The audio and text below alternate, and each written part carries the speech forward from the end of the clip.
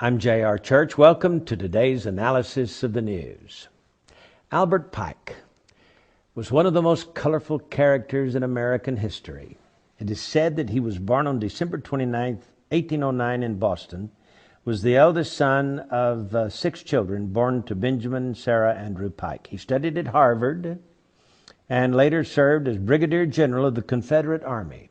After the Civil War, Pike was found guilty of treason and jailed, only to be pardoned by President Andrew Jackson on April 2, 1866, who met with him the next day at the White House. On June 20, 1867, Scottish Rite officials conferred upon Johnson 32nd degree Freemasonry degrees. Pike was said to be a genius, able to read and write 16 languages. He was one of the founding fathers of the head of the ancient accepted Scottish Rite of Freemasonry, being the Grand Commander of North America Freemasonry from 1859, and retained that position until his death in 1891. In 1869, he was the top leader of the Knights of the Ku Klux Klan. Pike was said to be a Satanist who indulged in the occult, and he apparently possessed a bracelet which he used to summon Lucifer, with whom he had constant communication. He was the Grand Master of a Luciferian group known as the Order of the Palladium, or of Sovereign Council of Wisdom, it's also been called, which had been founded in Paris in 1737. Now, General Albert Pike was the only Confederate general with a statue on federal property in Washington, D.C. He was honored not as a commander or even as a lawyer, but as Southern Regional Leader of the Scottish Rite of Freemasonry. The statue stands on a pedestal near the foot of Capitol Hill between the Department of Labor building and the Municipal building between 3rd and 4th Streets on D Street Northwest. Now, I tell you all of this because it is said that he received a vision from his mentor, Mr. Lucifer, I guess, on August 15, 1871. And William Guy Carr, former intelligence officer in the Royal Canadian Navy, wrote a book called Satan, Prince of this World, in which he gives this information. He said that he received this information from a book written by Cardinal Caro Rodriguez in Santiago, Chile, who wrote in 1925 a book called The Mystery of Freemasonry Unveiled.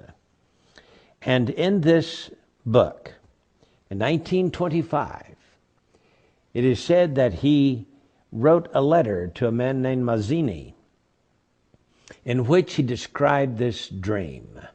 And in the dream, he predicted 3 world wars. The First World War, he said, must be brought about, and I'm quoting from Albert Pike.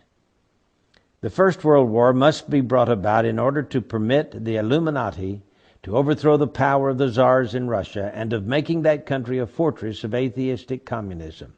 The divergences caused by the agents of the Illuminati between the British and German empires will be used to foment this war. At the end of the war, communism will be built and used in order to destroy the other governments and in order to weaken the religions. Now, students of history will know that Otto von Bismarck forged certain alliances between 1871 and 1898, which brought about this war, this World War I.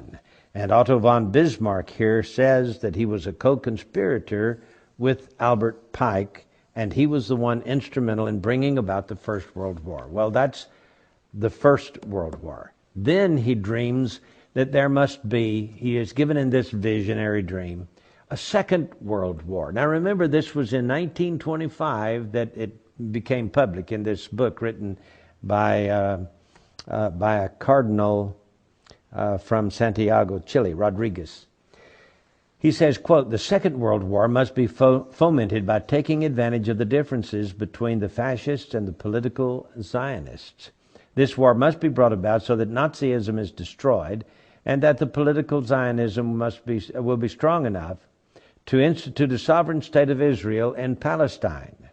During the Second World War, international communism must become strong enough in order to balance Christendom, which would then be restrained and held in check until the time when we would need it for the final social cataclysm.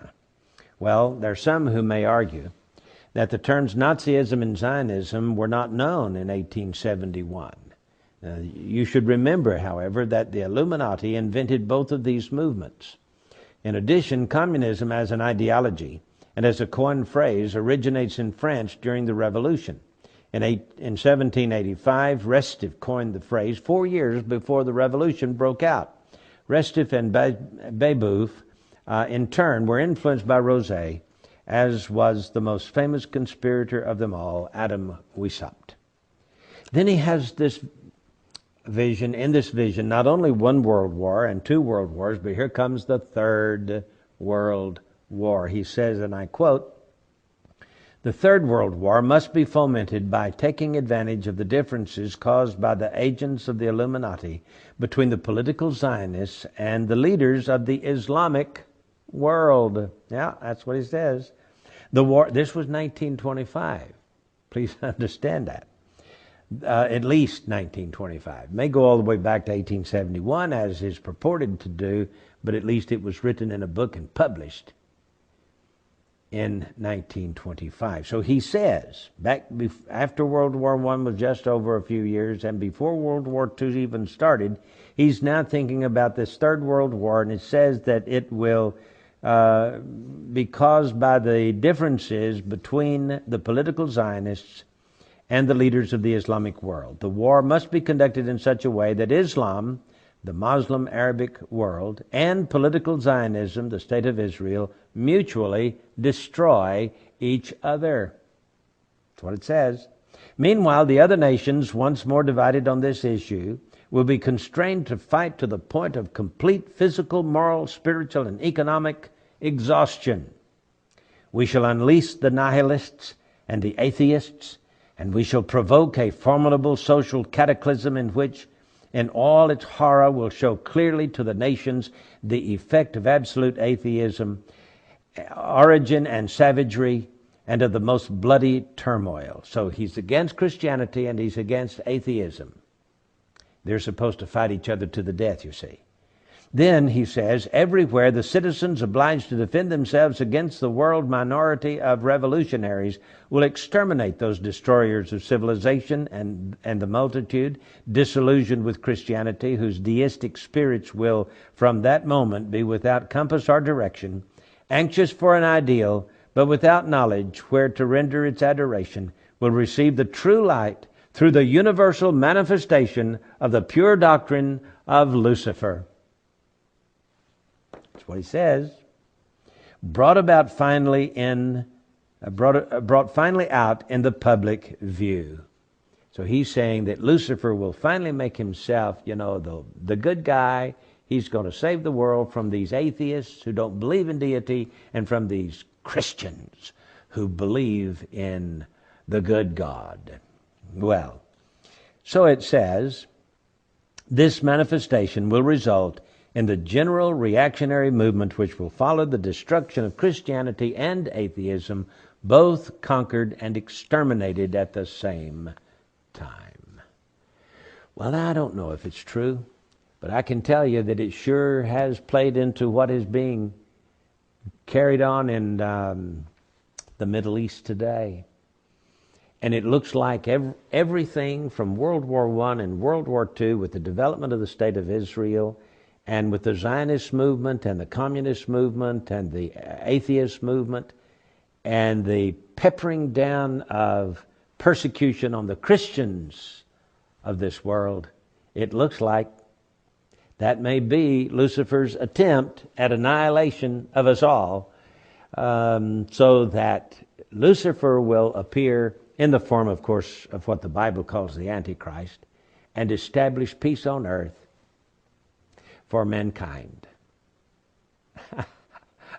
I got news for all those Illuminatists. Their little plan will only last for 3.5 years and will be destroyed by the second coming of Jesus Christ himself, who, by the way, is going to take all of us Christians out of this world before the 7 years sets in, before this Luciferian ideal can capture the imaginations of people on planet Earth. There won't be a fight between Christianity and atheism, because we will be gone. But the atheists, they might meet their demise at the hands of the Antichrist when he introduces Lucifer, his old pal. I can tell you this, they're all going to be thrown into the lake of fire. So says the Word of God, and I believe it from cover to cover. I'm J.R. Church. We'll see you again tomorrow with our analysis of the news.